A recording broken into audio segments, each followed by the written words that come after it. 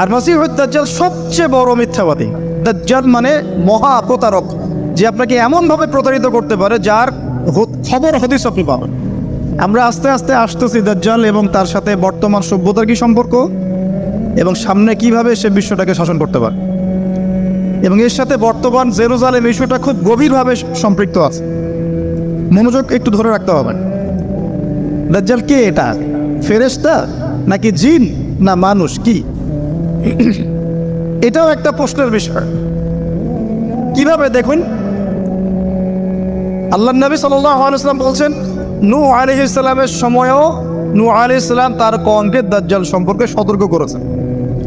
তার মানে পৃথিবীর সূচনা থেকে সে পৃথিবীতে ছিল এবং সে বের হবে শেষ জামানায়, এবং বের হয়ে সে তার অনুসারীদেরকে নিয়ে বিশ্বটাকে শাসন করে। তার মানে অনেক লম্বা একটা হায়াত সে পেয়েছে।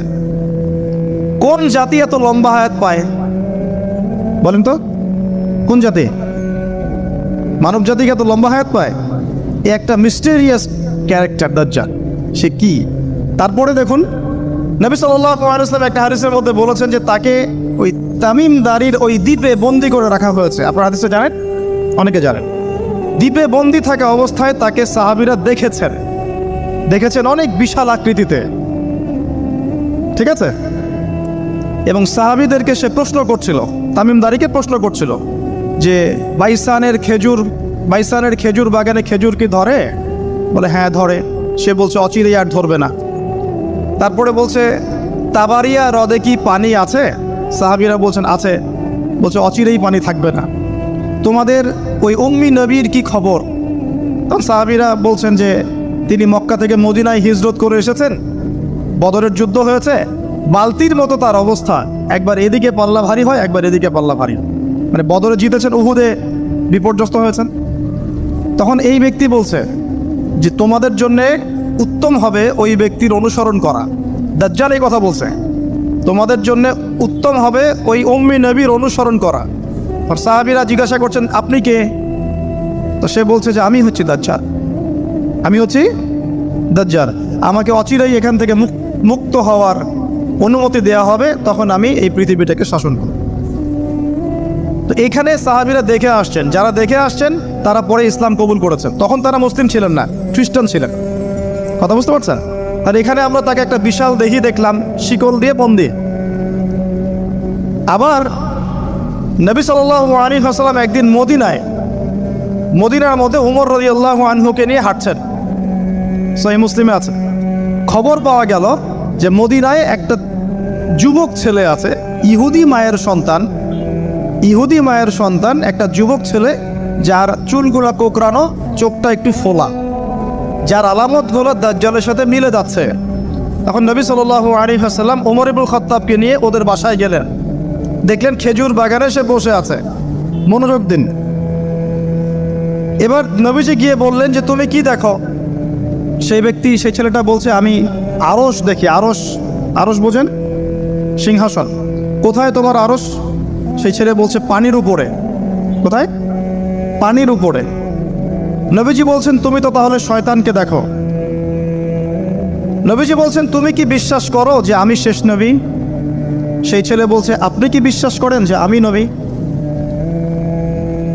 কি বুঝতে পারছেন কথা আমার? নবীজি বলছেন তুমি কি বিশ্বাস করো যে আমি শেষ নবী? সেই ছেলে বলছে আপনি কি বিশ্বাস করেন যে আমি নবী? উমর রাদিয়াল্লাহু আনহু তরোয়ালের খাপ খোলা সারা। তিনি বললেন যে ইয়া রাসূলুল্লাহ অনুমতি দেন, এর গর্দানটাকে নামাই দিই, বেয়াদব, আপনার সাথে বেয়াদবি করছে। তখন নবী সাল্লাল্লাহু আলাইহি ওয়াসাল্লাম বললেন দাআহু ইয়া উমর, তাকে ছেড়ে দাও। যদি সে সত্যিকার অর্থেই দাজ্জাল হয়ে থাকে, তুমি ওমর তাকে হত্যা করতে পারবে না। কেন হত্যা করতে পারবেন না? কারণ দাজ্জালের নিহত হওয়া লেখা আছে ঈসা আলাইহিস সালামের হাতে। কার হাতে? ঈসা আলাইহিস সালাম যখন আসবেন, এই প্যালেস্টাইনের বাবে লুদ নামক জায়গায় দাজ্জালকে মারা হবে। ঠিক আছে কথা? তাহলে ওমর তুমি তাকে হত্যা করতে পারবে না। আর যদি সে দাজ্জাল না হয়ে থাকে, নিরপরাধ মানুষকে হত্যা করে কোনো লাভ নেই। এখানে চান্স নেওয়া হলো 50-50। এক হাদিসে আপনি দেখছেন নবীজি বলছেন নূহ আলাইহিস সালাম তার কওমকে দাজ্জাল সম্পর্কে সতর্ক করেছেন। এক হাদিসে নবীজি বলছেন সে বের হলে 40 দিন বিশ্ব শাসন করবে। প্রথম দিন 1 বছর, দ্বিতীয় দিন 1 মাস, তৃতীয় দিন 1 সপ্তাহ, বাকি দিন আমাদের মতো। আরেক হাদিসে নবীজি বলছেন তামিম দাঁড়ি দেখে এসেছে তাকে কোথায়, দ্বীপে বন্দি অবস্থায়, সে ছাড়া পাবে অচিরেই। আবার এখানে নবী সাল্লাল্লাহু আলাইহি ওয়াসাল্লাম মদিনাতেই একটা যুবক ছেলেকে দাজ্জাল মনে করে ইনভেস্টিগেট করলেন। আপনার কাছে কি সাবজেক্টটা সহজ মনে হচ্ছে না কঠিন? খুব সহজ কি না কঠিন? চিন্তা করতে হবে কি হবে না? এতই জটিল একটা ক্যারেক্টার। শুধু তাই না, নবীজি আরও বলছেন সে যখন বের হবে, 4টা জায়গার কথা পাওয়া যাচ্ছে হাদিসে, 4টা জায়গা কোত্থেকে বের হবে। এখানে কিন্তু নবীজি মদিনাতে তাকে খুঁজলেন, ইনভেস্টিগেট করলেন। আবার আরেকটা হাদিসে নবীজি বলেছেন সে যখন বের হবে সে জামানায় তখন মক্কায় ঢুকতে পারবে না, মদিনায় ঢুকতে পারবে না। আপনারা হাদিসটা জানেন না? আলেমরা তো জানেন, মক্কাতেও ঢুকতে পারবে না, মদিনাতেও ঢুকতে পারবে না। খোলা তরোয়াল নিয়ে ফেরেশতারা দাঁড়িয়ে থাকবেন। আবার সেই নবী মুহাম্মদ সাল্লাল্লাহু আলাইহি ওয়াসাল্লাম মদিনাতে এই ছেলেটাকে দাজ্জাল ভাবছেন, ইনভেস্টিগেট করছেন। তার মানে তারা সতর্ক ছিলেন। এই ছেলের নাম ছিল ইবনে সাইয়্যিদ। কি নাম? ইবনে সাইয়্যিদ, নাম মনে রাখবেন। এও একটা বিস্ময়কর ক্যারেক্টার। আবার সেই নবী সাল্লাল্লাহু আলাইহি ওয়াসাল্লাম বলেছেন শেষ জামানাতে দাজ্জাল বের হবে খোরাসান থেকে। কোন জায়গা? খোরাসান। খোরাসান বলতে কোন জায়গা?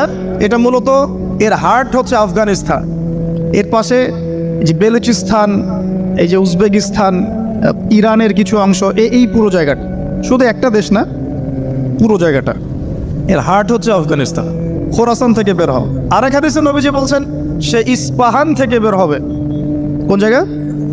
ইস্পাহান এখন ইরানে।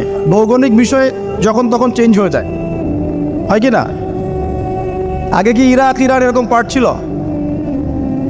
আগে কি এভাবে এই 52টা দেশের ভাগ ছিল? লেবানন, জর্ডান, সৌদি আরব, ইরাক ইরান এরকম ভাগ ছিল না? এক অঞ্চল ছিল শাহ, একটা হেজাজ, একটা নাজদ, এরকম আর কি ভাগ ছিল। তো এটা চেঞ্জ হয়। ওই হাদিসে আসছে ইস্পাহান থেকে একটাতে, আরেকটাতে আসছে ইরাক এবং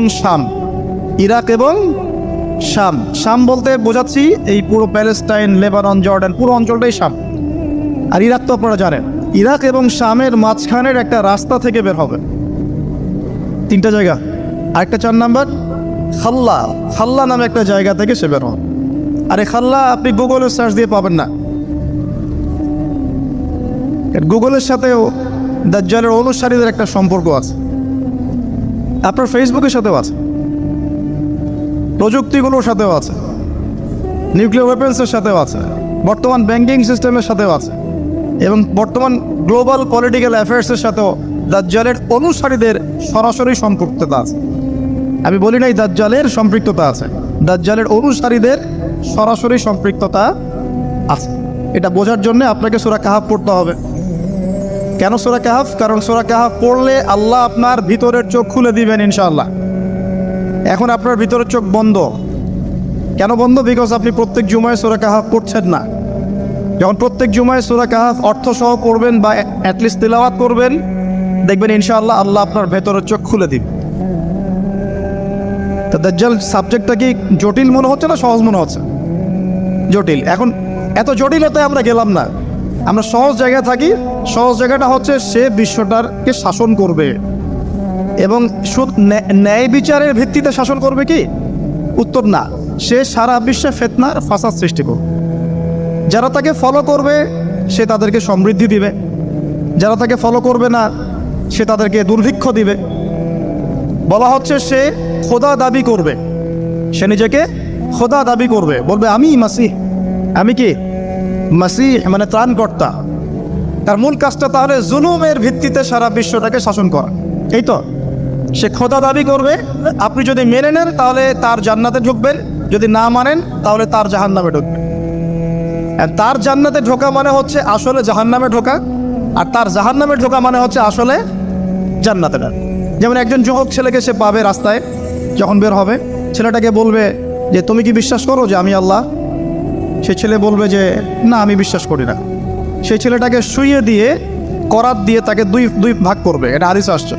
2 ভাগ করে দেহের 2টা অংশ 2 দিকে ছুঁড়ে মারবে, এবং সে শক্তিশালী হবে, অনেক ফিজিক্যালি অনেক শক্তিশালী, অনুসারীদের দিক থেকে অনেক শক্তিশালী। পৃথিবীর সব নিয়ন্ত্রণ তার হাতে, ঠিক আছে? তার কাছে প্রযুক্তি, তার কাছে অনেক কিছু হয়, অনেক কিছু নেই। মানে সবচেয়ে বড় ফিতনা, মানে সবচেয়ে বেশি শক্তিশালী, সবচেয়ে বড় মানে পাওয়ার, মিলিটারি পাওয়ার, সবচেয়ে বড় ইকোনমিক পাওয়ার, সবচেয়ে বড় মিলিটারি অ্যাফেয়ার্স, যা যা আছে সব। তো এর জন্য একটা যুবক ছেলেকে কেটে 2 পিস করে ফেলা কি এমন বিষয়? এখনই তো কত কি করা হচ্ছে, তাই না?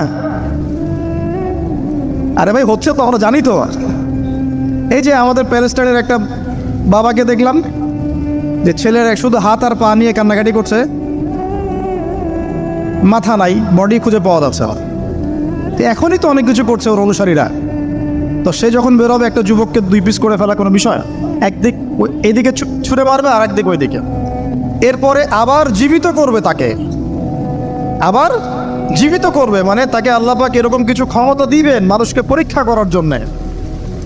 জীবিত করার পরে বলবে আমি তোমাকে মৃত্যু দেওয়ার পর জীবিত দিলাম, এখন কি জীবন দিলাম, এখন কি তুমি বিশ্বাস করো যে আমি আল্লাহ? এই ছেলে এবার বলবে যে এখন আমার পুরো ইয়াকিন হয়ে গেছে যে তুই দাজ্জাল। কারণ আমি হাদিসটা জানতাম যে এক ছেলেকে সেভাবে কেটে টুকরা টুকরা করে আবার করিস, তবে আমি জানতাম না যে সেই যুবক ছেলে আমি। তো বলা হচ্ছে এই যুবক ছেলে অনেক বড় শাহাদাতের মর্যাদা পাবে চাল। তার মানে বুঝাতে যাচ্ছে সে এত শক্তিশালী হবে যে সে যা ইচ্ছা তাই করতে পারবে, যা ইচ্ছা তাই। এখন কি আপনারা দেখছেন না যে গাজাতে যা ইচ্ছা তাই করা হচ্ছে? যা ইচ্ছা তাই। ইচ্ছা হলো আপনার ঘরটা ভেঙে দিলাম, ইচ্ছা হলো আপনার মেয়েকে তুলে নিয়ে আসলাম, ইচ্ছা হলো আপনার ছেলেটাকে নিয়ে কারাগারে রেখে দিলাম, ইচ্ছা হলো রিমান্ডে নিয়ে নিলাম, ইচ্ছা হলো আপনার জমিটা দখল করে ফেললাম, ইচ্ছা হলো আকাশ থেকে একটা বোম ফেলে আপনার বাচ্চাকে হত্যা করে ফেললাম। যা ইচ্ছা তাই, যা ইচ্ছা তাই, কেউ কিছু বলার নাই। সবাই মিলে আমরা হয়তো এরকম ওয়াজ মাহফিলে 2-4টা কথা বলে রাগ ছাড়তে পারি, আপনি একটু সাহস দেখালে মিছিল করতে পারেন, সেমিনার সিম্পোজিয়াম করতে পারেন, আরও বড় শক্তি থাকলে রাষ্ট্রীয় পর্যায় পর্যন্ত চাপ প্রয়োগ করতে পারেন, আরও যদি ইমানদার রাষ্ট্র হয় সে জাতিসংঘে গিয়ে একটা প্রতিবাদ করতে পারে। এই তো, এতটুকুই তো। সবগুলো মুসলিম রাষ্ট্র মিলে একসাথে হয়ে কি ওর বিরুদ্ধে যুদ্ধ করতে পারছে? সবগুলো মুসলিম রাষ্ট্র দরকার নাই, অ্যাটলিস্ট 2টা 4টা 5টা 10টা মুসলিম রাষ্ট্র কি একত্রিত হয়ে ওর বিরুদ্ধে যুদ্ধ করতে পারছে? তাহলে যা ইচ্ছা তাই সে করছে না। এবং এত মানবতা বিরোধী অপরাধ করার পরেও বড় বড় পশ্চিমা country, specially United state of America এসে বলে দিবে যে আমি আমার মিত্রর পাশে আছি, যে যা ইচ্ছা তাই করুক, আমি ওর পাশে আছি। এবং কথাগুলো তারা খুব ঠান্ডা মাথায় বলে, আমাদের মতো ওই যে পলিটিক্যাল চিল্লা ফেল্লা করে কথা বলে। আমরা ওয়াজ মাহফিলে যে একদম চিল্লাচিল্লি করে গলা ফাটায় ফেলে দিই একদম, হ্যাঁ, মানুষের আবেগ বুঝে ওয়াজ করি, মানুষের আবেগ বুঝে ওয়াজ করে। জোরে জোরে বললে মানুষ জোরে জোরে ঠিক বলবে, আমার ভিউ বাড়বে। আদতে এগুলো কথা বলার আদব না, এগুলো কিন্তু কথা বলার আদব নয়। এখন বিষয়টা দেখুন, ঠান্ডা মাথায় বলে দিবে আমরা আমাদের মিত্রের পাশে আছি, তাহলে ও যা ইচ্ছা তাই করছে না? একটা ছোট রাষ্ট্র যদি যা ইচ্ছা তাই করতে পারে, দাজ্জাল করতে পারবে না? তাই মনে হয়। এখন সে এভাবে বিশ্বটাকে শাসন করবে। আপনি যদি মেনে নেন তাহলে আপনি সমৃদ্ধি পাবেন, না মানলে আপনাকে দুর্ভিক্ষ দিয়ে দিবে। একটা কওমের পাশ দিয়ে যাবে, বলবে তোমরা কি বিশ্বাস করো যে আমি আল্লাহ? বলবে হ্যাঁ বিশ্বাস করি। ব্যাস, এদেরকে সমৃদ্ধি, সোনা দানা হীরা জহরত যত খাজানা খনি আছে দিয়ে দিবে। একটা কওমের পাশ দিয়ে যাবে, বিশ্বাস করো আমি আল্লাহ, সে বলবে না আমরা বিশ্বাস করি না, আর ইমানদার। ওদের উপর বৃষ্টি বন্ধ হয়ে যাবে, দুর্ভিক্ষ। এখন দুর্ভিক্ষ, বৃষ্টি বন্ধ হওয়া ইত্যাদির অনেক ব্যাখ্যাও আছে, মূল কথাটা আসে না। সে যদি বিশ্বটাকে শাসন করতে চায় তার অনুসারীর দরকার আছে কি নাই? আছে না নাই?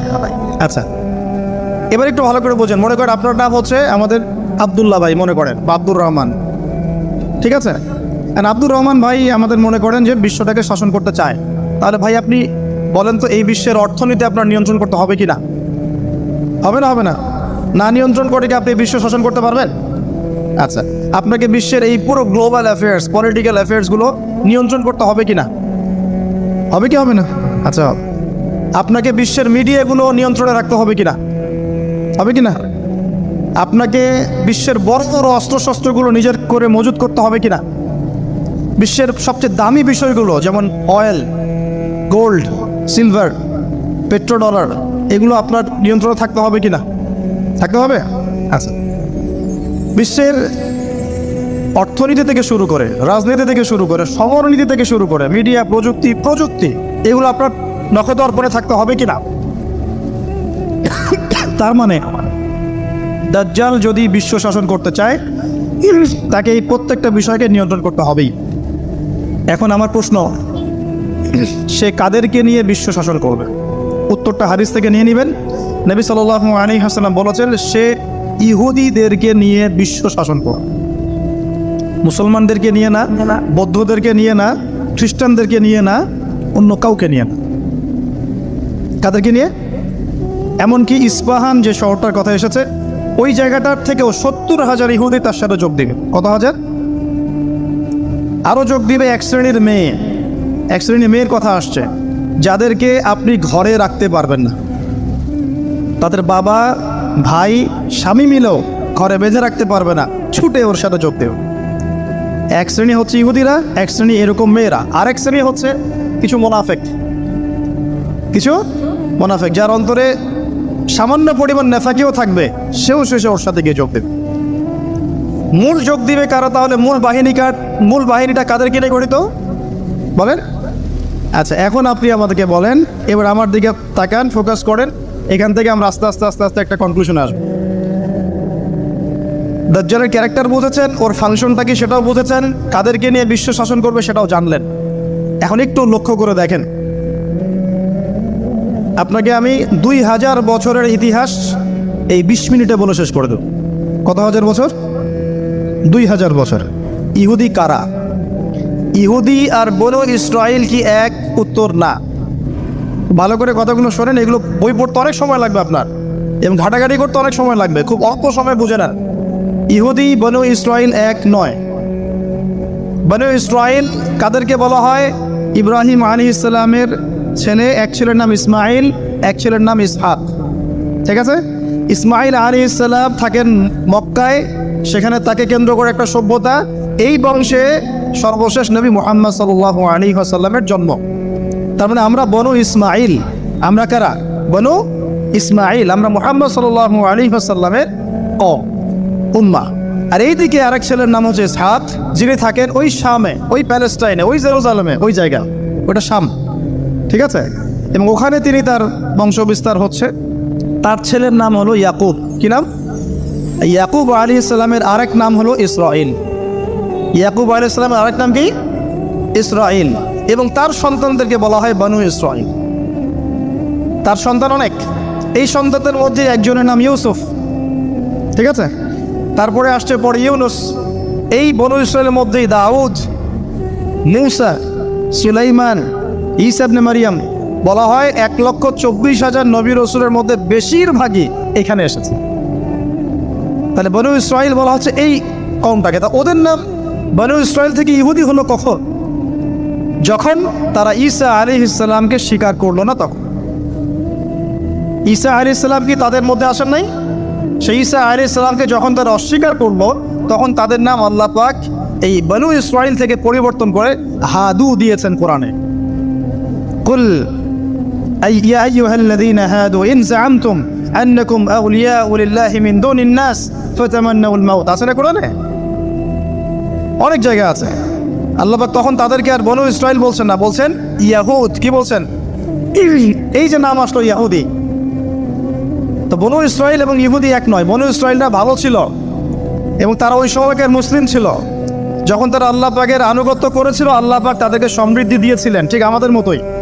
আর যখন তারা আল্লাহ পাকের আনুগত্য করে নাই, পথভ্রষ্ট হয়ে যায়, আল্লাহ পাক তাদেরকে শাস্তি দিয়েছে। এক পর্যায়ে তারা যখন নবীদেরকে হত্যা করা শুরু করেছিল, অনেক নবীকে হত্যাও করেছে। যেমন জাকারিয়া আলাইহিস সালামকে তারা হত্যা করেছে, ইয়াহইয়া আলাইহিস সালামকে হত্যা করেছে। সূরা ইয়াসিন পড়ে দেখেন, ওখানে একই দিনে 3 জন নবীকে হত্যা করা হয়েছে। পড়ে দেখেন। তো মূল কথা হচ্ছে, নাম চেঞ্জ হলো কখন? যখন তারা সত্য থেকে পথভ্রষ্ট হয়ে গেল। ঈসা আলাইহিস সালামকে তারা অস্বীকার করলো, তখন আর বনু ইসরাইল নয়, ইয়াহুদ। এখন তাদের মধ্যে একজন অন্যতম নবী ছিলেন দাউদ আলাইহিস সালাম। কি নাম? বলেন নাম, মুখস্থ করেন। তাদের নাম কি? আচ্ছা, দাউদ আলাইহিস সালাম ছোট, তখন 14-15 বছর বয়স হবে। আল্লাহ পাক মূসা আলাইহিস সালামকে বলেছিলেন, তুমি তোমার সম্প্রদায়কে নিয়ে এই জেরুজালেমে যুদ্ধ করবে। কাকে বলেছেন? মুসা আলাইহিস সালাম, তুমি মুসা আলাইহিস সালাম তোমার সম্প্রদায়কে নিয়ে এই জেরুজালেমে গিয়ে যুদ্ধ করো। ওখানে আমালেকা নামে একটা সম্প্রদায় আছে, এরা খুবই শক্তিশালী, তবে তোমরা যদি ইমানদার হও তোমরা এর উপর বিজয় লাভ করবে। এর আগ পর্যন্ত এরা কিন্তু ওখানে ঢুকতে পারে নাই। কথা বুঝতে পারছেন? আল্লাহ পাক শর্ত দিলেন, যদি যুদ্ধ করে জয় করতে পারো তাহলে তোমাদের এই জায়গাটা তোমাদের। তো মুসা আলাইহিস সালাম বললেন তার কওমকে, চলো যুদ্ধ করি। তো মুসা আলাইহিস সালামের কওম বলছে, ইযহাব আনতা ওয়া রাব্বুকা ফাকাতিলা ওয়া ইন্না হাহুনা কাঈদুন। এই মুসা, তুমি যাও আর তোমার রব গিয়ে যুদ্ধ করো, আমরা এখানে বসে থাকলাম। কথা কি বুঝতে পারেন নাই? মানে এরা কোন কম? ওই যে ফেরাউনকে ডুবে মরতে দেখেও বিশ্বাস করে না, বাছুর পূজা শুরু করে। আল্লাহ পাক একটার পর একটা নিদর্শন দেখান, তাও অস্বীকার করে। তাওরাত নিতে গিয়েছেন মুসা আলাইহিস সালাম, এসে দেখেন তারা বাছুর পূজা শুরু করেছে। মান্না সালোয়া আল্লাহ দিচ্ছেন, তাও অস্বীকার করে। মৃত থেকে জীবিত করেন, তাও অস্বীকার করে। শেষমেশ বলে বসলো যে ইয়া মুসা লান নুমিনা লাকা হাত্তা নারাল্লাহা জাহরা। হে মুসা, আমরা তোমার প্রতি বিশ্বাস করব না যতক্ষণ না আল্লাহকে সামনে দেখাচ্ছ আমাদের চোখ দিয়ে। এটা সেই জাত যে নবীদেরকে এত কষ্ট দিয়েছে। মুসা আলাইহিস সালাম যখন বললেন চলো, আল্লাহ পাক যুদ্ধের কথা বলেছেন, ওটা যুদ্ধ করে জয় করতে পারলে আমাদের হয়ে যাবে। তো বলছে ওখানে আমালেকা সম্প্রদায় আছে এত বড় শক্তিশালী, তুমি যাও তোমার রব দিয়ে যুদ্ধ কর, আমরা এখানে বসে আছি। আর আমাদের নবী মুহাম্মদ সাল্লাল্লাহু আলাইহি ওয়াসাল্লাম যখন বদরের মাঠে 313 জনকে নিয়ে পরামর্শ করছেন কি করব, যুদ্ধ করব কি না, তখন আমাদের মুসলিম সেনা বাহিনীর মধ্যে যে সাহাবীরা ছিলেন, সাদ বিন মুয়াজ রাদিয়াল্লাহু আনহু, তিনি বলছিলেন, ইয়া রাসূলুল্লাহ সাল্লাল্লাহু আলাইহি ওয়াসাল্লাম, আপনি আমাদেরকে নিয়ে বদরের মাঠ কেন? যদি উত্তাল সাগরেও ঝাঁপ দিতে চান আমরা সেখানেও ঝাঁপ দিব। কত পার্থক্য, তাই না? তিনি বলছিলেন যে আমরা সেই কথা আপনাকে বলবো না যেই কথা মুসাকে বলেছে, বরং আপনি যদি আদেশ করেন আমরা উত্তাল সাগরেও ঝাঁপ দিতে পারি। এমনি এমনি তো বদরের যুদ্ধ আসে নাই, বিজয় আসে নাই, এইসব ইমানের কারণে এসেছে। এখনো কি এই মাজলুম ভাইরা উত্তাল সাগরে ঝাঁপ দেয় নাই? তারা তাই করছে। ওইদিকে আসছি আমি পড়ে, এই জায়গাটা একটু বোঝে না। তো যুদ্ধ তারা করলো না, যুদ্ধ করলো না। আল্লাহ পাক শাস্তি দিলেন। কি শাস্তি? 40 বছর আল্লাহ পাক ওদেরকে একটা জায়গায় ঘুরপাক খাওয়ানো শুরু করলো। সকালে উঠে একটা পাহাড়কে কেন্দ্র করে ঘুরতো, সন্ধ্যায় এসে আবার সেই জায়গায় থেমে যায়। এটাকে বলা হয় তিহ উপত্যকার 40 বছরের শাস্তি। সূরা বাকারার মধ্যে দলিল আছে। এবার মুসা আলাইহিস সালামের জীবনটা শেষ, ওনার হায়াত শেষ, উনি চলে গেলেন আল্লাহর কাছে। পরবর্তীতে নবী হলেন ইউশা বিন নুন। কি নাম? ইউশা বিন নুন। মনে রাখার চেষ্টা করেন, বলে যান না আবার। ইউশা বিন নুন একজন নবী। এবার ইউশা বিন নুনের সময় ওই বনু ইসরাঈলী বলছে যে আমরা যুদ্ধ করতে চাই, ওই জায়গা আমরা দখল করতে চাই। কোন জায়গা বলেন তো? আমিন। এখন আসেন, কোন জায়গা ভাই? কোন জায়গায় যুদ্ধ করতে চায়? আচ্ছা, জেরুজালেম নিয়ে এত কথা কেন জানেন? কারণ এই জায়গাটা শেষ জামানার সবচেয়ে ইম্পর্টেন্ট জায়গা। শেষ জামানার সবচেয়ে ইম্পর্টেন্ট জায়গা 3টা, মুখস্থ করেন। কয়টা? 1 হচ্ছে জেরুজালেম, 2 হচ্ছে মক্কা মদিনা, জানেন, আর 3 নম্বর হচ্ছে কনস্ট্যান্টিনোপল। মানে কুস্তান্তনিয়া। কোথায় এটা? তুরস্কে। আরেকটা জায়গা আছে, এটাও অনেক বেশি ইম্পর্টেন্ট, সেটা হলো খোরাসান। সেটা কি? খোরাসান। এই 4টা জায়গার কথা মাথায় রাখবেন। পুরো বিশ্বের এই প্রেক্ষাপট এই 4টা জায়গাকে কেন্দ্র করে ঘুরতে থাকবে, এবং এর সেন্টার হার্ট হচ্ছে জেরুজালেম। কারণ কিয়ামত ততদিন পর্যন্ত হবে না যতদিন এই জেরুজালেম মুসলিমদের দখলে না আসছে, এবং এই জেরুজালেম থেকে ইমামুল মেহদি ঈসা ইবনে মারইয়াম বিশ্ব শাসন না করছেন, ততদিন পর্যন্ত এই পৃথিবীতে কিয়ামত হবে না ইনশাআল্লাহ। বুঝতে পারছেন কথা? আচ্ছা, তো ইউশা বিন নুন এখন বলছেন যে আচ্ছা তোমরা তো আবার যুদ্ধ করতে চাচ্ছ, মুসা আলাইহিস সালামের সময় তো যুদ্ধ করতে বলা হয়েছিল, করো নাই। এখন যদি আবার যুদ্ধের কথা বলা হয়, যদি তোমরা আবার পালায় যাও, তখন তারা বলছে ওয়ামা লানা আল্লা নুকাতিলা ফি সাবিলিল্লাহ, কেন আমরা আল্লাহর রাস্তায় যুদ্ধ করব না? ওয়াকাদ উখরিজনা মিন দিয়ারিনা, আমাদেরকে আমাদের বাড়িঘর থেকে বের করে দেওয়া হয়েছে, ওয়া আবনাইনা, আমাদের সন্তান থেকে বিচ্ছেদ করানো হয়েছে, কেন যুদ্ধ করব না? অবশ্যই যুদ্ধ করব। তো বলছি ঠিক আছে, তাহলে আমি আল্লাহর কাছে দোয়া করলাম। হ্যাঁ করেন। আল্লাহর কাছে দোয়া করা হলো, আল্লাহ পাক বললেন যা জিহাদ ফরজ করলাম, নাও যুদ্ধ করো। ওখানে কোন সম্প্রদায় আছে? আমালেকা, অনেক শক্তিশালী, অনেক বিশাল দেহে। এখন সেনাপতি লাগে কি লাগে না? আচ্ছা, চিন্তা করছেন আসলে আমরা কি ধর্ম শিখতেছি, না আমরা কি আমাদের সংস্কৃতি শিখতেছি, না আমরা কি আমাদের ইতিহাস শিখতেছি? আসলে আমরা শিখতেছি তাই, আমরা শিখতেছি স্মার্টফোন, টিকটক। বিশ্বাস, ঢাকা শহরে এই 15 থেকে 20 বছরের ছেলেপেলের যা অবস্থা দেখলে আমাদের চোখ দিয়ে পানি বের হয়। আবার শুকরিয়া আদায় করি আলহামদুলিল্লাহ, ওই যুগে আমরা এই যুগটা আমরা এইভাবে নষ্ট করি না আলহামদুলিল্লাহ। কি একটা অবস্থা! এদের অর্ধেকের সাইকোলজি নষ্ট করে দিয়েছে বিভিন্ন মুভিজ, সিনেমা।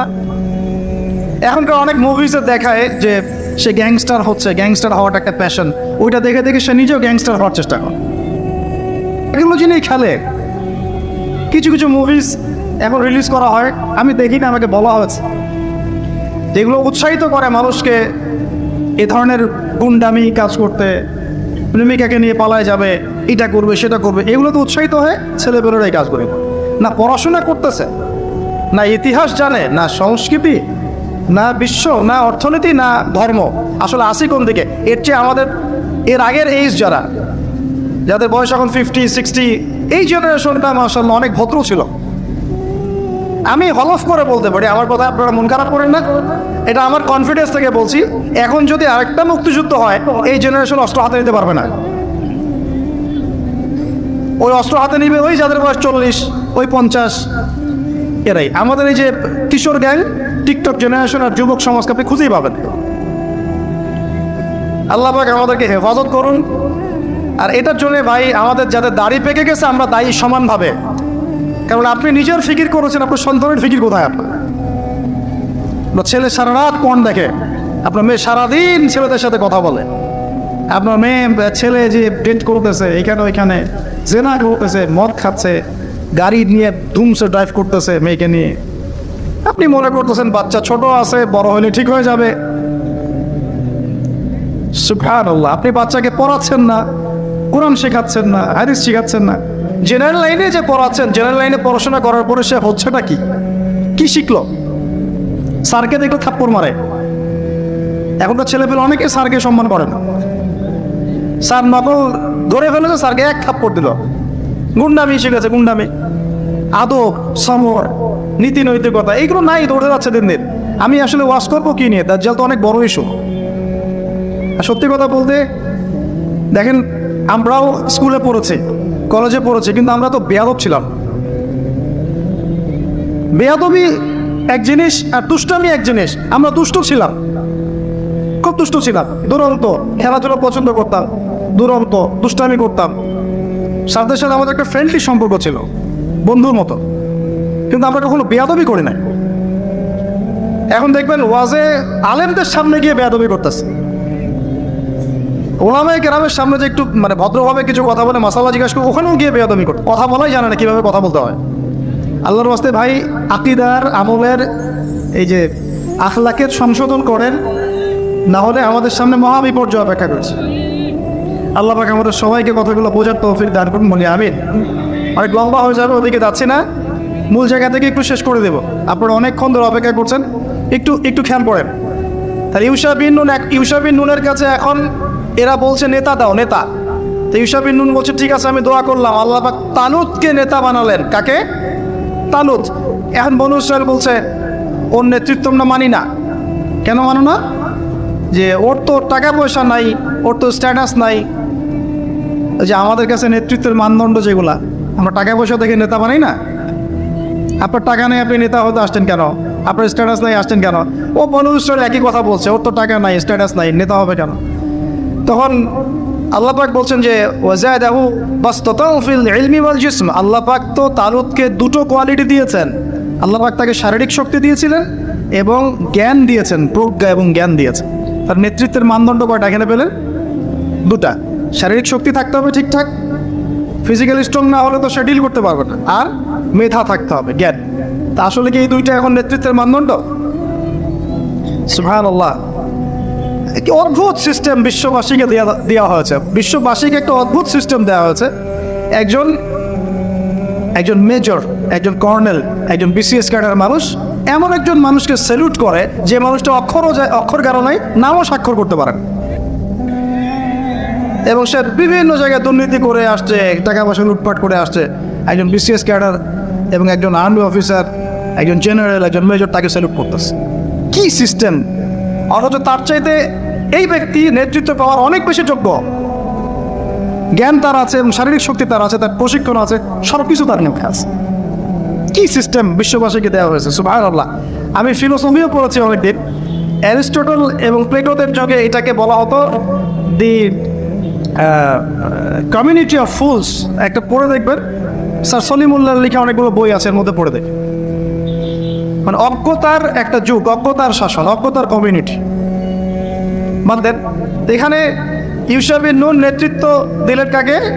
তালুতকে। ওরা বললো মানি না। তো আল্লাহ পাক মনোনয়ন করেছেন, এখন না মানলে তোমরা আযাব ভোগ করবা। তারপরে তারা মেনে নিল, এবার যুদ্ধে যাচ্ছে। ওই জেরুজালেম মুক্ত করতে যাচ্ছে।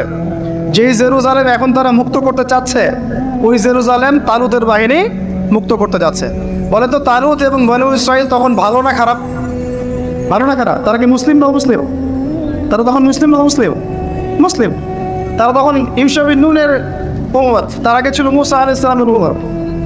এবার তালুত বললেন যে আল্লাহ পাক তোমাদেরকে পরীক্ষা করবেন, সামনে নদী আছে, এই নদীর পানি পান করতে পারবে না। যদি পান করো তাহলে তোমাদের নাম কাটা, তোমরা আর যুদ্ধে অংশগ্রহণ করতে পারবে না। ফেমান শারিবা ফালাইসা মিন্নি, যে ব্যক্তি এখান থেকে পানি পান করবে সে আমার অন্তর্ভুক্ত না। ওয়া লাম ইয়াতহামহু ফাইন্নাহু মিন্নি, যে ব্যক্তি এখান থেকে পানি পান করবে না সে আমার সাথে যুদ্ধে যেতে পারবে। মানে এক অঞ্জলি পানি শুধু পানি পান করতে পারবে, এক অঞ্জলি পানি, এতটুকু, এর বেশি না। আল্লাহ পাক বলছেন ওদের বেশিরভাগই পানি পান করলো, অল্প কিছু বাদ দিয়ে। অল্প কিছু সংখ্যা তাফসীর এসেছে 313 জন বাদ দিয়ে, 313 জন বাদ দিয়ে, 313 যে বদরে এখানেও। তো এবার এই 313 জনকে নিয়ে তালুত এগিয়ে গেল, গিয়ে দেখলো বিশাল বাহিনী, বাপরে বাপ, একদম আমালেকা সম্প্রদায়ের। সেখানে নেতৃত্ব দিচ্ছে ওদের সেনাপতি, তার নাম জালুত। কি নাম? জালুত। এবং এই জালুতের বাহিনী দেখে মুসলিম বাহিনী বলছে যে লা তাকাতা লানা বিজালুতি ওয়া জুনুদি, এই জালুতের বাহিনীর সাথে পেরে ওঠার ক্ষমতা তো আমাদের এখন হবে না। কিন্তু যারা ভেবেছিল যে আল্লাহর সাথে সাক্ষাৎ করতে হবে, যাদের ঈমান দৃঢ় ছিল, তারা বলেছিল কাম মিন ফিআতিন কলিলাতিন গালাবাত ফিআতান কাসীরাতান বিইذنিল্লাহ, তোমরা ভয় পেও না, আল্লাহর হুকুমে বহু ছোট ছোট দল বড় বড় দলের উপর বিজয় লাভ করেছে। এটা তারা বলে একটা দোয়া করলো, এই দোয়াটাও শিখে নেবেন। তারা একটা দোয়া করলো, তারা বললো রব্বানা আফরিগ আলাইনা সবরান ওয়া সাব্বিত আকদামানা ওয়ানসুরনা আলাল কওমিল কাফিরিন। আর আল্লাহ পাক বলেন ফাহাজামু বিইذনিল্লাহ, আল্লাহ পাকের হুকুমে তারা এই মাত্র 313 জন নিয়ে জালুতের বিশাল বাহিনীকে পরাজিত করে। বুঝতে পারছেন? এবং এই বাহিনীতে দাউদ আলাইহিস সালামও ছিলেন, তখন তিনি ছোট। এই জালুতকে হত্যা করেছে দাউদ আলাইহিস সালাম। দাউদ আলাইহিস সালাম জালুতকে হত্যা করলেন। কীভাবে হত্যা করলেন সেটা আসছে যে এই গুলতি নিক্ষেপ করেছিল দাউদ আলাইহিস সালাম, আর তার চোখে গিয়ে লাগে জালুতের, এতেই জালুত মারা যায়। তো এখন মূল কথাটা হচ্ছে, দেখুন এই বনু ইসরাইল এই যুদ্ধে জয়লাভ করে এই বাইতুল মুকাদ্দাস বা জেরুজালেম জয় করলো। এই যে তারা প্রথমবার এখানে ঢুকলো, এর আগ পর্যন্ত কিন্তু ঢুকতে পারে না। এবার আল্লাহ পাক তাদেরকে বললেন তোমরা এখানে যদি আমার আদেশগুলো মেনে চলো, এই জায়গা তোমাদেরই, তোমরা এখানে থাকবে। কিন্তু যদি তোমার আদেশ না হও, আমার বিরুদ্ধাচরণ করো, তোমাদেরকে এখান থেকে বের করে দিই। আর আল্লাহ পাক এটা বলেও দিলেন লাতুফসিদুন্না ফিল আরদি মাররাতাইন, তোমরা কিন্তু 2বার সীমা লঙ্ঘন করবা, আমি কিন্তু সতর্ক করছি তোমাদেরকে। কয়বার? 2বার। এবার দাউদ আলাইহিস সালামের সময় তারা খুব সুন্দর ছিল, একদম রুলিং স্টেট। বলা হয় যে দাউদ আলাইহিস সালামের সময় তারা ওই জেরুজালেম থেকে বিশ্বকে শাসন করেছে। ঠিক আছে? দাউদ আলাইহিস সালামের পরে আসলো তার ছেলে সুলাইমান, নাম কি? সুলাইমান আলাইহিস সালাম। এই সময় আরও সমৃদ্ধি লাভ করল, এত সমৃদ্ধি যে বাতাসের উপর নিয়ন্ত্রণ। জিনরা ডুবুরির কাজ করে পাথর এনে দেয়, জিনরা ডুবুরির কাজ করে মনোমুক্ত এনে দেয়। জিনদেরকে দিয়ে এই যে বাইতুল মুকাদ্দাস তিনি নির্মাণ করালেন আবার, তাই না? এই যে বাইতুল মুকাদ্দাসের কথা। তারপরে বাতাসকে যদি বলেন এখান থেকে আমাকে নিয়ে যাও, 1 মাসের পথ 1 বেলায় চলে যাচ্ছে। পিঁপড়া হাঁটছে, সুলাইমান আলাইহিস সালাম পিঁপড়ার ভাষা বোঝেন, পাখির ভাষা বোঝেন, তারা তেলাওয়াত করেন, মাছ এসে তেলাওয়াত শুনে। মানে এমন একটা সভ্যতা, এই সভ্যতা পৃথিবীতে আসেনি কখন। এবং আপনি যতই সায়েন্স অ্যান্ড টেকনোলজির কথা বলেন না কেন, এই লেভেলে আপনি যেতে পারবেন না, কখনো পারবেন না। কারণ সুলাইমান আলাইহিস সালাম একটা দোয়া করেছিলেন, রব্বি হাবলি মুলকা, আল্লাহ আমাকে এমন রাজত্ব দান করুন, লা ইয়ানবাগি লি আহাদ, যেমন রাজত্ব আপনি কাউকে দেন নাই কখন। পৃথিবীর ইতিহাসে সুলাইমান আলাইহিস সালামের মতো রুলিং স্টেট কোনোদিনও ছিল না, আসবেও না। তো সুলাইমান আলাইহিস সালাম এবং তার অনুসারীরা তখন ভালো ছিলেন এবং জেরুজালেম থেকে তারা বিশ্ব শাসন করেছেন। এবার শুরু হলো তারপরে এদের অধঃপতন শুরু হতে হতে এমন একটা জায়গায় চলে গেল যে জেনা, এই মদ খাওয়া, এই সুদ খাওয়া, এই মানুষকে হত্যা করা, এমনকি নবীদেরকে হত্যা করা, এমন কোনো পাপ নাই করতে বাকি রাখলো না। এমন কোনো পাপ নাই মানে নবীদেরকে পর্যন্ত জবাই করে হত্যা করছে। আর কি কিছু বলতে হবে? আল্লাহ পাক ওই যে ওয়াদা করেছিলেন, যদি ফসাদ সৃষ্টি করো এখান থেকে বের করে দেব। এবার আল্লাহ পাক একটা বাহিনী পাঠালেন। এই বাহিনীটা পাঠিয়েছেন ইরাকের ব্যাবিলন থেকে। কোন জায়গা? ইরাকের ব্যাবিলন। এই বাহিনীর রাজার নাম ছিল নেবুজাদ নেজার। কি নাম বলেন? নেবুজাদ নেজার। সে ছিল মূলত অগ্নি পূজারী আর কি। তারা একটা সভ্যতা, ব্যাবিলনের সভ্যতা। ব্যাবিলনের সভ্যতা কিন্তু অনেক প্রাচীন।